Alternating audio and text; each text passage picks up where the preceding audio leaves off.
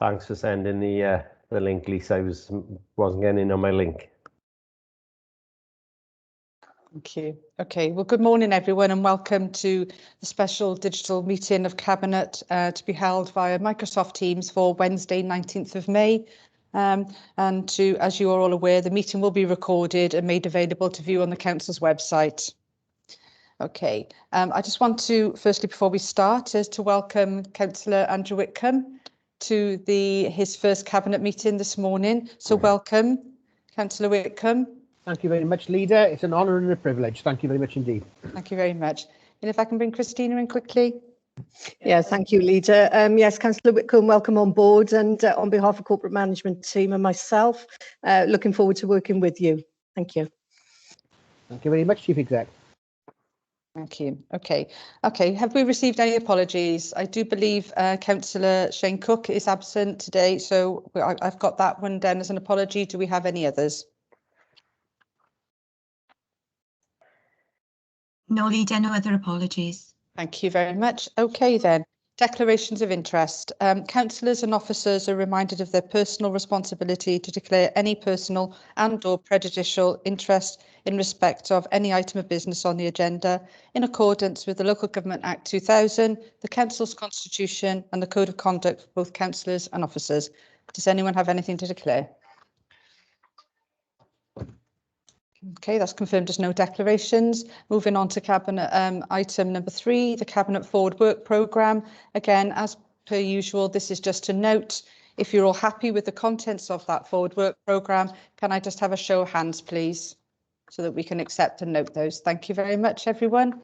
Okay, moving on to item number 4, and I'll hand over to Councillor Sean Morgan. Okay, thank you, Leader. I'm just turning that off. Okay, yeah, this report is about is to update the Cabinet on the UK government's recent announcement of new funding and finance programmes for local and regional economies that's going to replace the EU funding streams that we've always been open to. The Levelling Up Fund, the Shared Prosperity Fund, and the precursor to the Shared Prosperity Fund, which is the Community Renewal Fund. As you'll all be aware, Caerphilly, County Borough Council and Bridgend, for some reason, have not been included in the top 100 areas prioritised for CRF funding.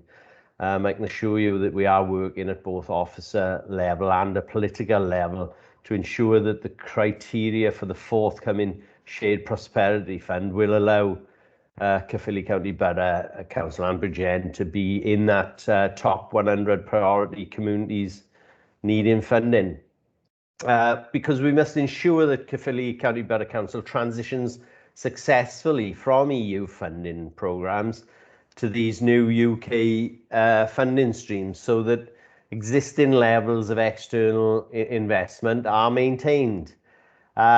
The report proposes an initial pipeline list of council projects, 5 for the Community Renewal Fund and 4 for the Levelling Up Fund, that are eligible for submission to the new funding programmes and seek endorsement from Cabinet to begin the necessary pre-application development work.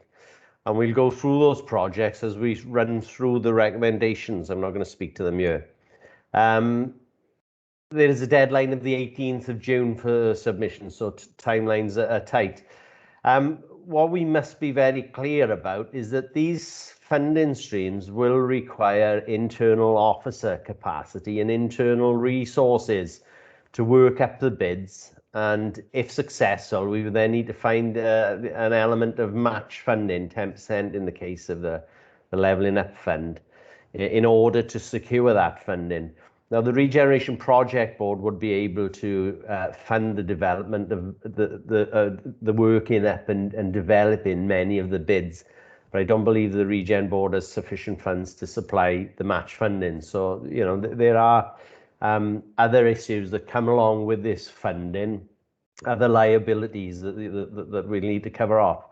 So as you'll see, it's a long and complex report, and with the permission of the Leader, I think the best way to deal with this report is if I ask Ria and Kate and her officers to run through each of the recommendations one at a time and see what questions arise from each of the recommendations. And I know that due to the fluid nature and the tight deadlines for these bids, I believe that there's a slight alteration to the third recommendation about the joint bid with Merthyr. We can talk about that when we get to it. So I think if we have officers to talk to the report and go through each of the recommendations, and then at the end of it, when we're more clear on those recommendations, I would move those recommendations afterwards, if that's okay with the leader. Yeah, that's absolutely fine, Sean. Okay. Rian, did you want to come in then? Yes, thank you very much, Leader. I mean, I think Councillor Morgan has done a good job in outlining the whole of the report. It is a long, complex report. I would just stress the one thing that you need to be aware of as a cabinet is that the Levelling Up Fund in particular, there's only £800 million available over the duration of that programme. And so that's not likely to result in a significant amount of successful bids in Wales. So I just want to manage expectations, because whilst this report, when we get to it, suggests we put forward a number of bids, and there's got to be a realistic expectation that obviously they may not all be successful. So I just want to say that to start with. But if I may go to the first recommendation, then recommendation 1, that the Cabinet considers the details of each of the new UK funding programmes and the opportunities for the funds to contribute significantly to the Council's own place shaping, transformation and regeneration agendas. Clearly, the Cabinet members outlined the report briefly for each of those funds. So the funds in particular are the Levelling Up Fund, which as I outlined was £800 million of the £4.8 billion for the whole of the UK, covering off a number of themes: transport, town centre, cultural investment, and we will be able to submit 4 bids under the Levelling Up Fund, 1 for Islwyn, 1 for Caerphilly, 1 for Rumney Merthyr, and a transport bid. And obviously the bids would have to be put in by 2021 or 2022, depending on what we think we can meet. So that's the Levelling Up Fund. The CRF fund is 220 million. Sorry, Rian, if I could just interrupt you there, excuse me, Leader, just to make it clear that the reason you've mentioned the Caerphilly, Islwyn and the Merthyr Rumney is not because of any divisions within the borough, other than the Levelling Up Fund is based on the footprints of MPs' constituencies. Is that right? That's correct, yeah, and we'll come on to that when we talk about the bids in a bit more detail, if that's okay, yeah. Councillor Morgan. I just think in terms of that first recommendation, you will need to understand the various different funding streams to agree that recommendation. So I'll just give you a quick whistle stop tour through it, and then we can go into the detail as we move through the recommendations. So CRF is 220 million, but it's 1 year only. And it will be targeted at the 100 priority places. And as Councillor Morgan said, Caerphilly isn't in that 100 priority places, but we still are allowed to bid up to £3 million. But obviously, it will be weighted and scored differently by UK government than the top 100 priority places. But they have to be in by June the 18th. And our call for bids closed yesterday. So just for you to be aware, I can give you an update on the number of bids received, and we received 5 bids, 2 of which were regional bids and 3 of which were individual bids, and they don't amount to £3 million in total. So that's just an overview for you.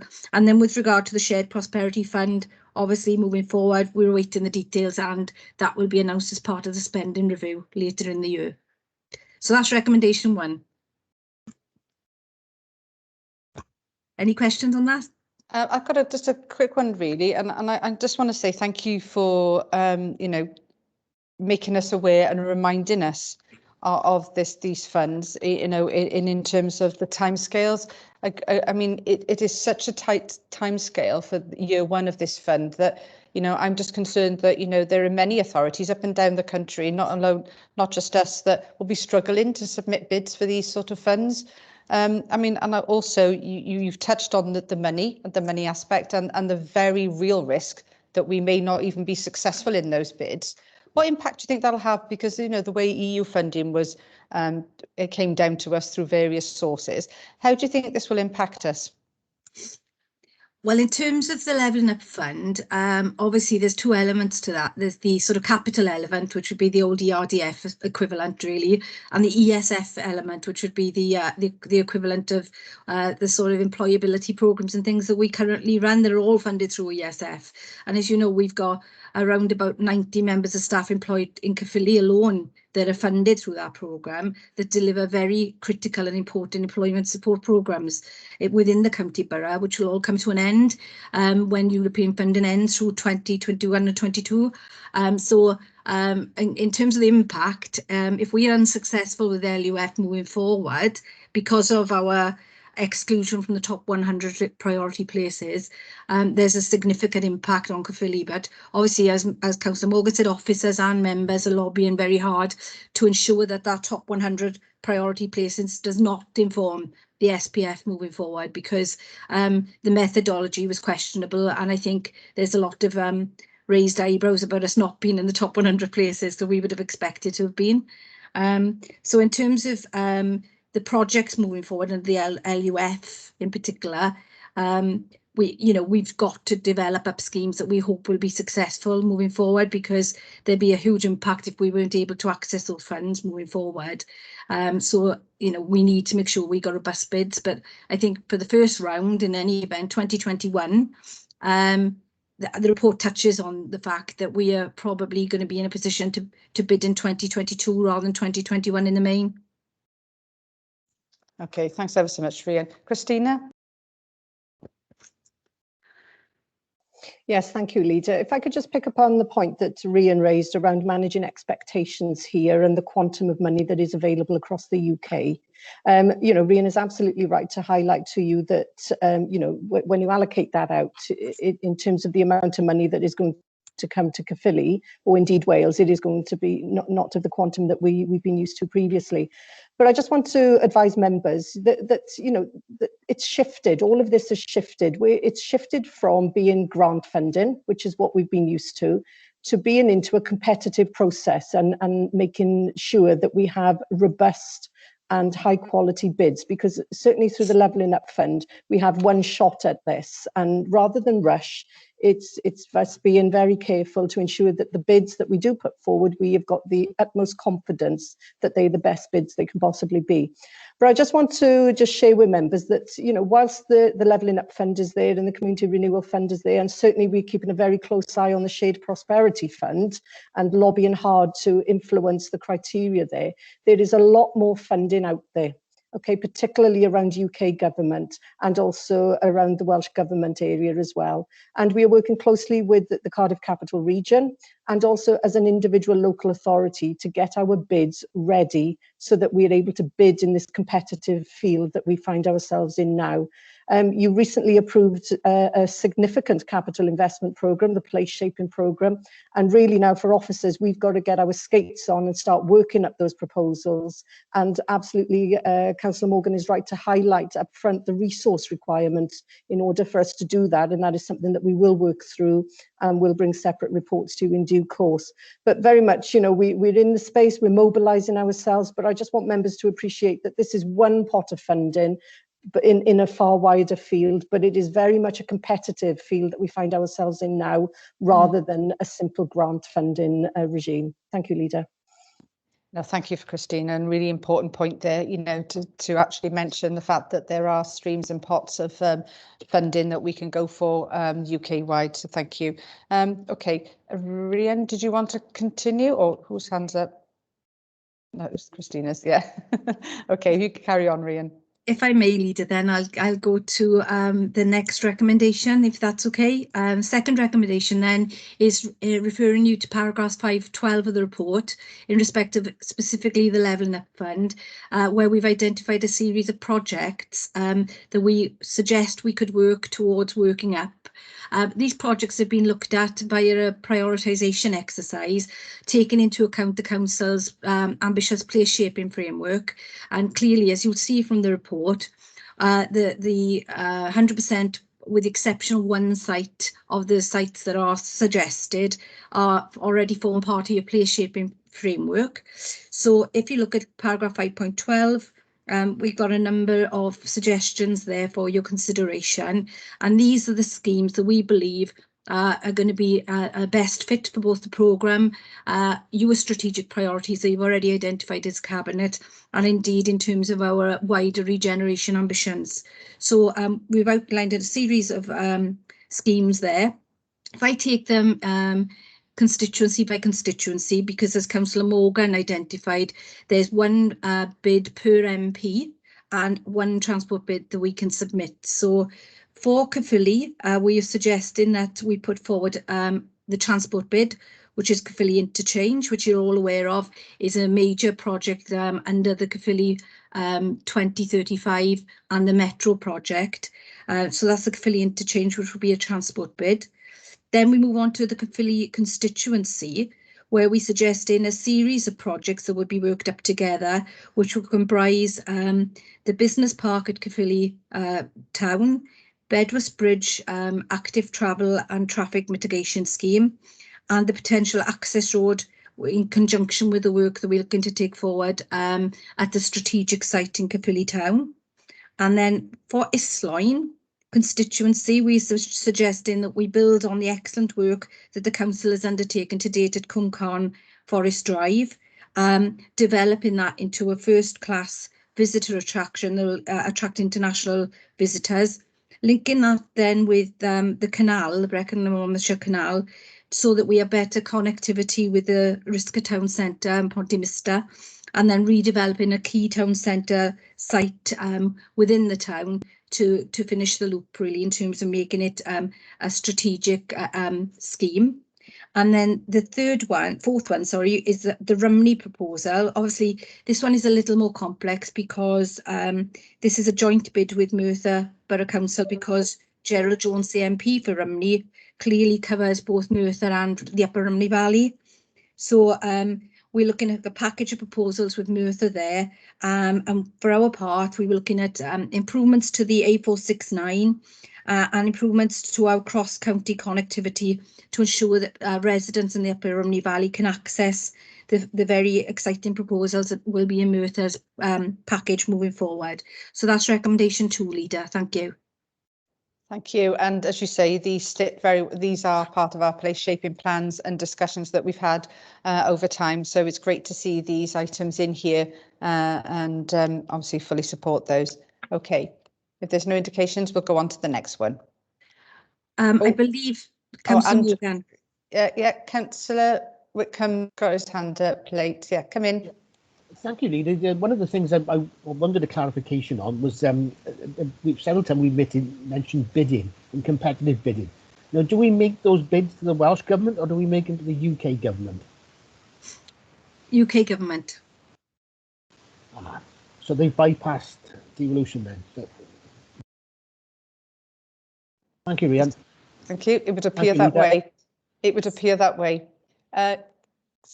Councillor Morgan, did you want to come in? Yeah, if I could just ask on those projects, I mean, I'm fully in favour of them. And as you say, they're all ready projects that we've already been looking at with our place shaping plan and what have you.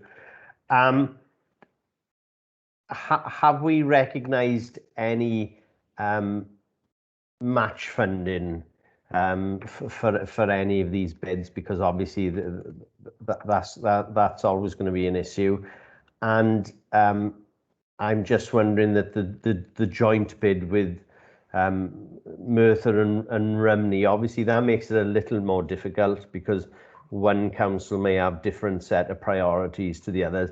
But I would just ask that our Merthyr, as aware as we are of the absolute essential nature of the A469 road and how it connects our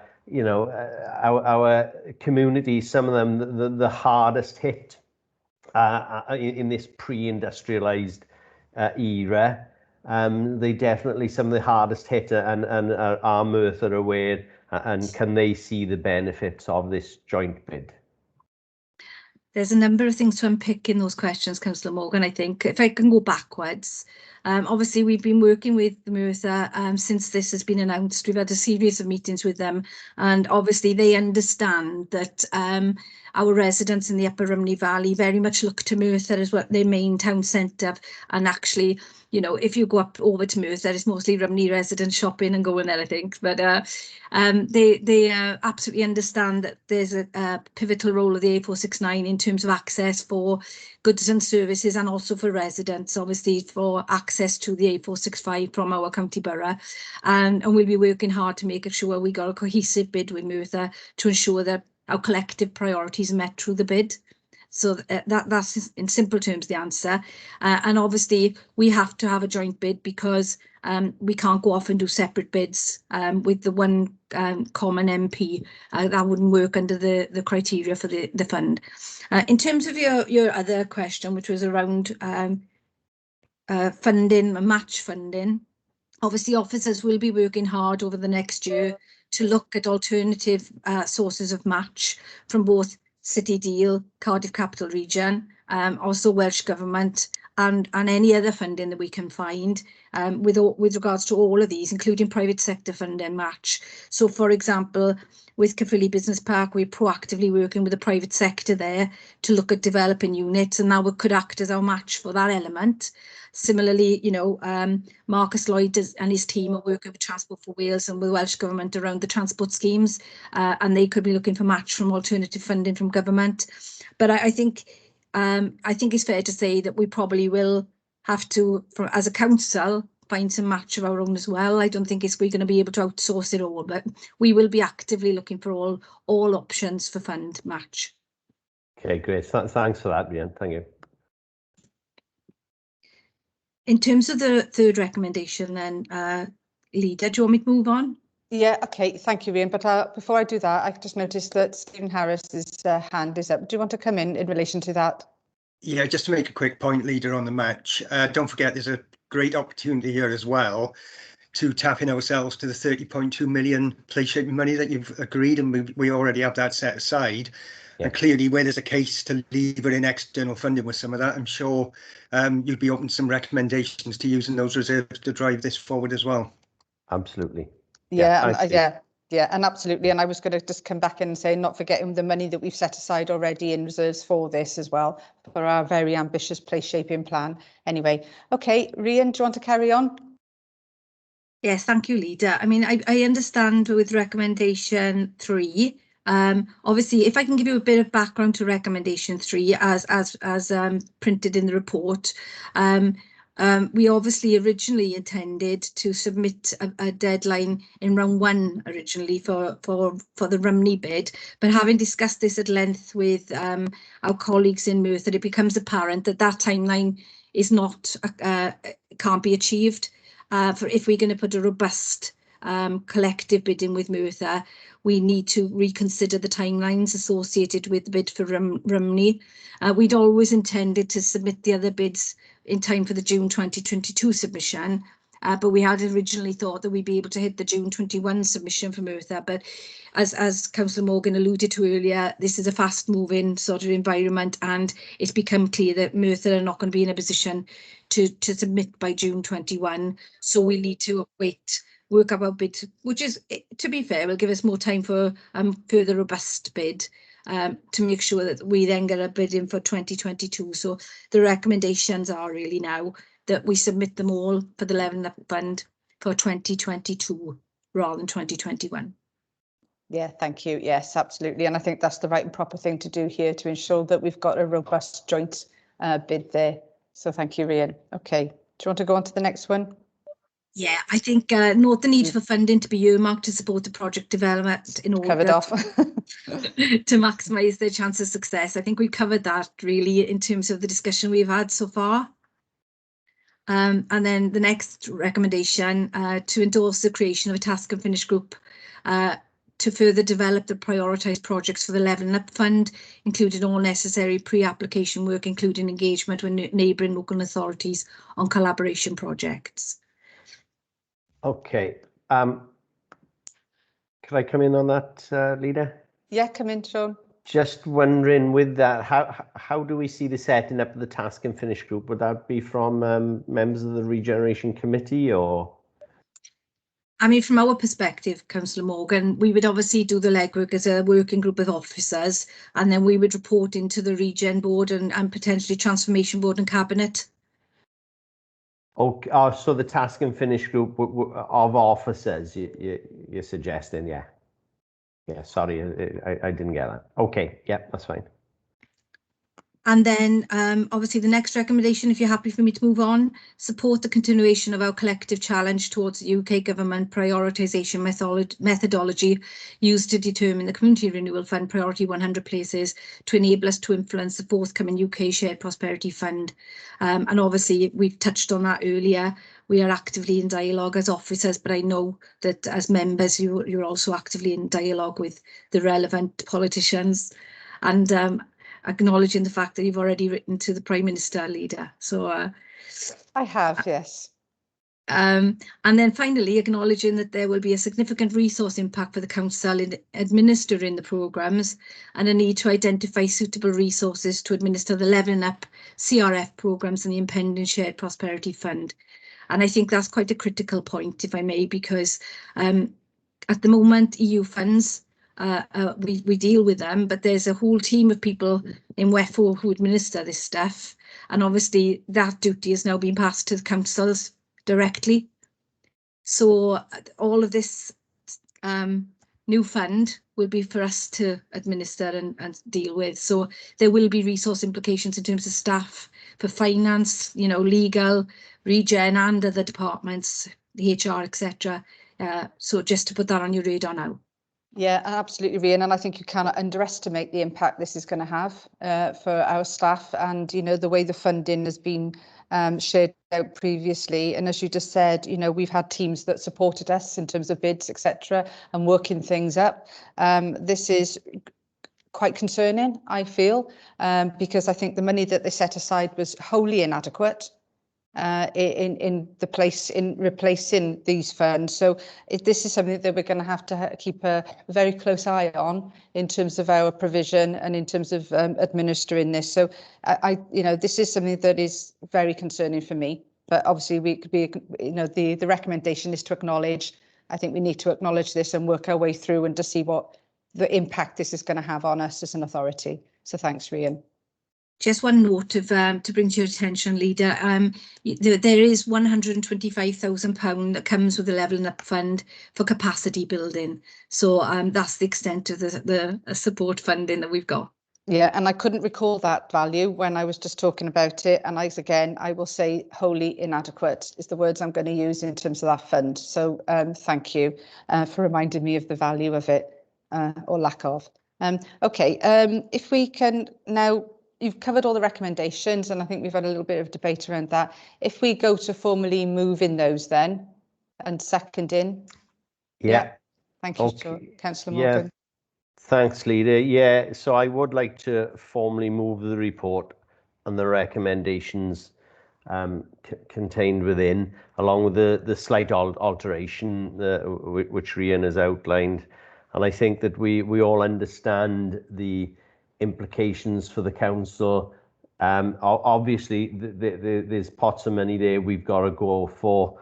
We must put ourselves in a strong position and create strong bids. We are not going to win, you know, you're not going to win everything that you bid for, but I believe that you know, it's incumbent upon us to do the best to leverage in as much funding as possible for the benefit of the residents of the borough, and therefore I'm happy to move the report and the recommendations. Thank you, Leader.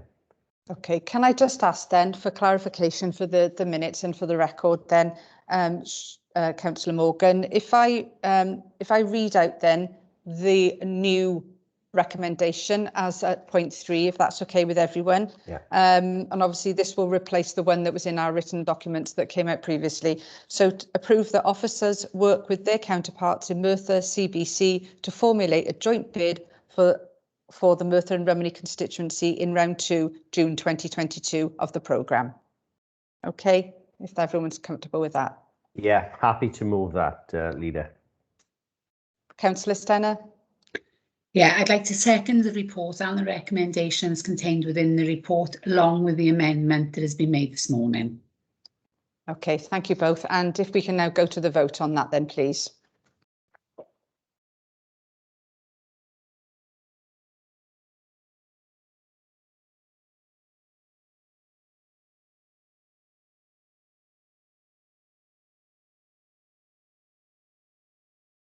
There's always a little pause there where we all stare at our screens waiting for the voting card to come up.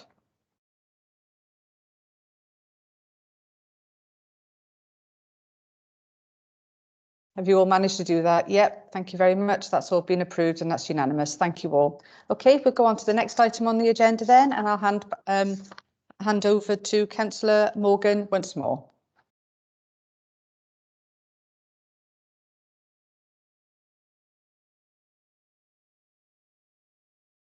You're on mute.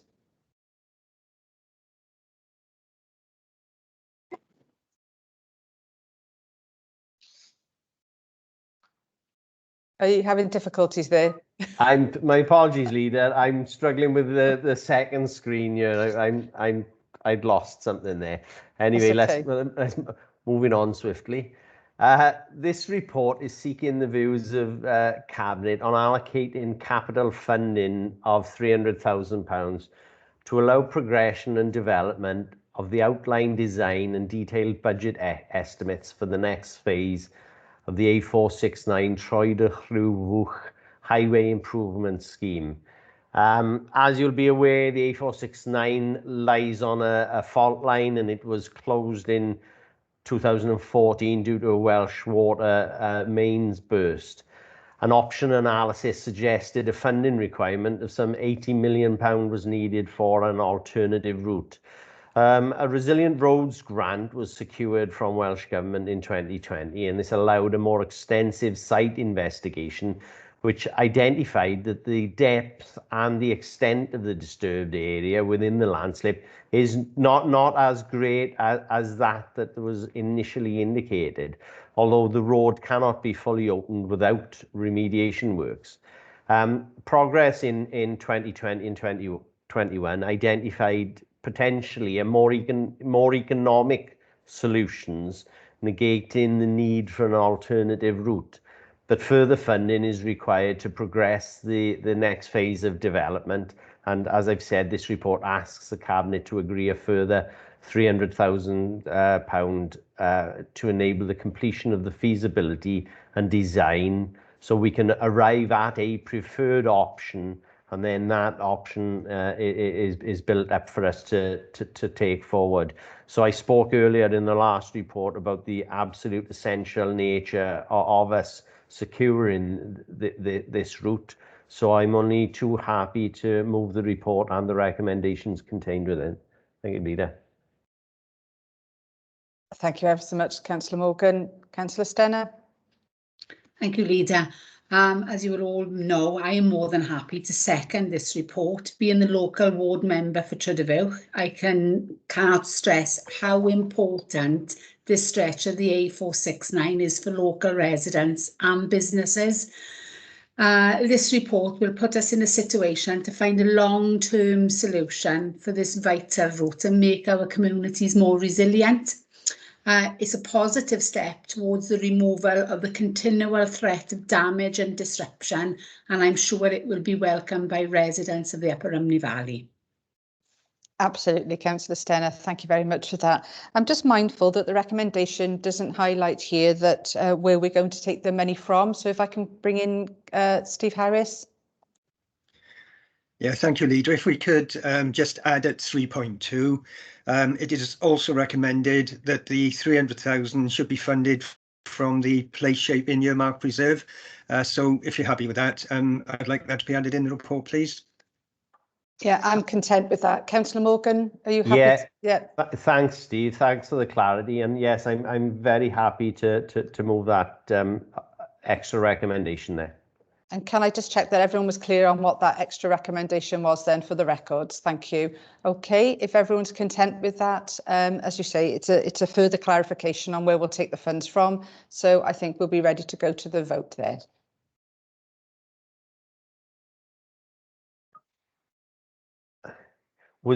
Sorry, Leader, I was just wondering if before we went to the vote, if there were any further questions to officers. I don't know if anybody's got any questions for Marcus, because it's a technical area, the engineering, and it's not something I'm au fait with. No, I mean, yes, by all means, but I suppose that we've had many conversations around this road and actually setting aside money to look at the feasibility side of this. So this is an ongoing area where we absolutely see the need and necessity to provide more funds to carry out any further feasibility. So Marcus, did you want to come in quickly just to clarify that? No, there's nothing really to add, Leader. I think Councillor Morgan covered it adequately in the summary, as did Councillor Stenner. It's a key strategic link, and it's a project that obviously we need to take forward as a priority. Absolutely, it's a strategic highway route, as you say, and it is key for our Upper Umney residents and beyond. So thank you. Councillor Morgan?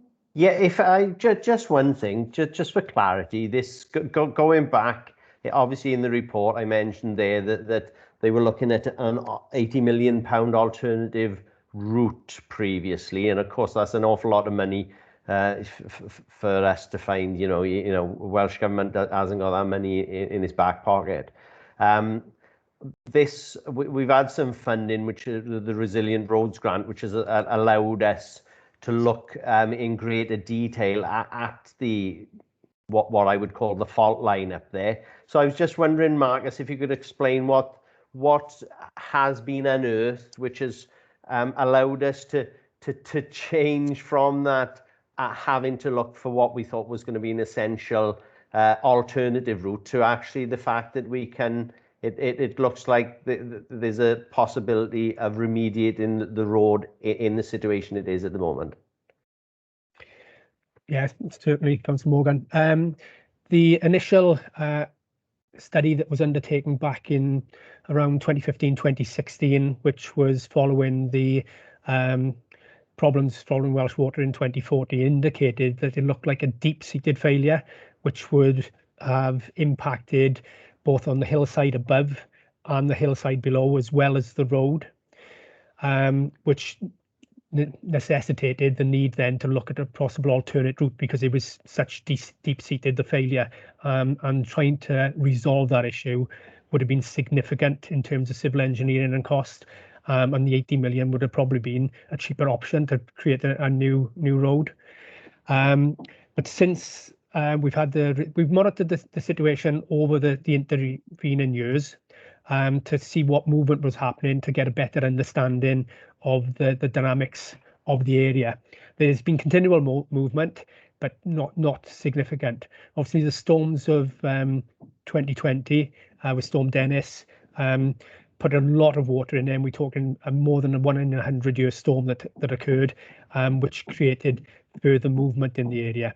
So we had the opportunity then by the Resilient Roads Fund to bid for additional monies to look at schemes within the borough.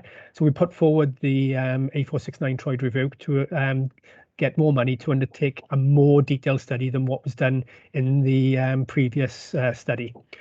From that, it's now turned out that it looks like the failure mechanism is more shallow-seated rather than deep-seated, and as a result of it being a shallow-seated failure, there is a cost-effective civil engineering solution that we could apply to this. So the funding we're now looking for is to develop that further.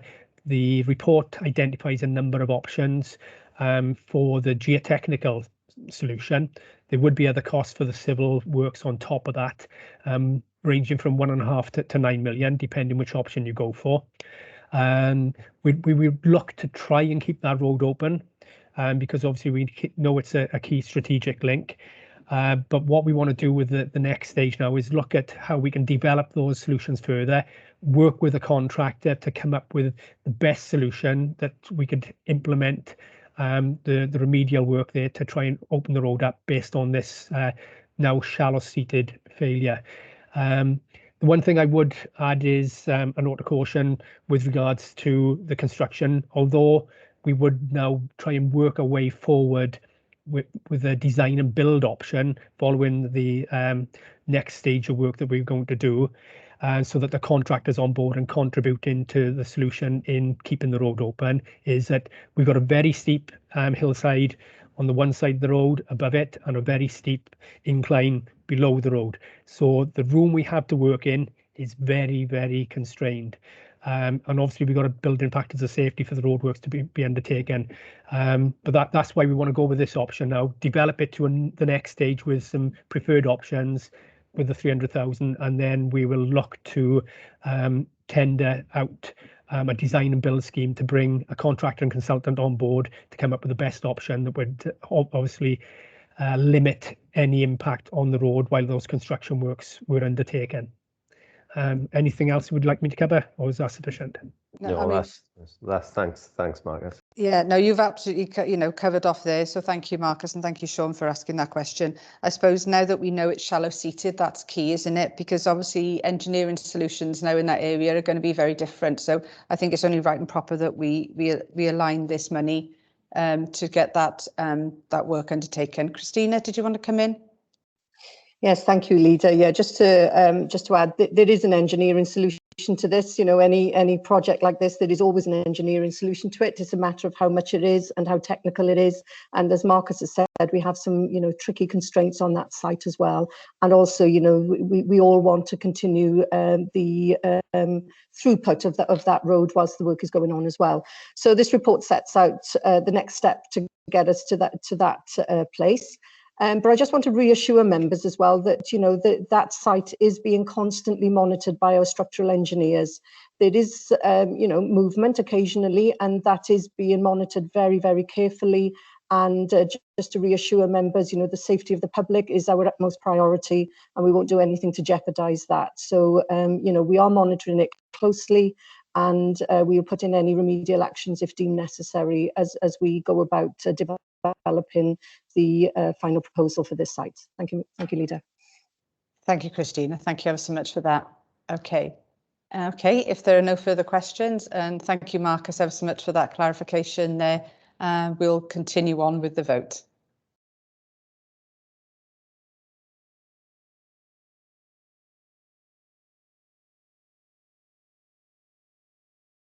Okay, that's unanimous. Thank you ever so much, everyone, and thank you, officers, for your time there. Okay, and that brings the meeting to an end. Thank you very much, everyone, for your contributions.